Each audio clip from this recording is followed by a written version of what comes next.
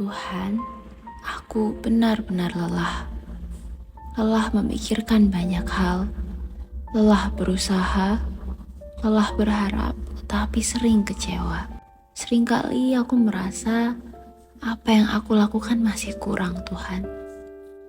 Tapi aku sudah mencoba sebaik yang aku bisa. Aku sudah berusaha, Tuhan, tapi rasanya tetap berat. Hari ini aku mau berhenti sejenak, Tuhan. Aku mau beristirahat. Aku mau belajar percaya bahwa aku tidak harus mengendalikan semuanya sendirian karena aku punya Tuhan. Tuhan, tolong tuntun aku, arahkan langkahku pelan-pelan, dan jikalau aku ragu, tolong bantu ingatkan. Dan jikalau aku lemah, tolong bantu kuatkan aku, Tuhan. Aku ikut jalan-Mu, Tuhan.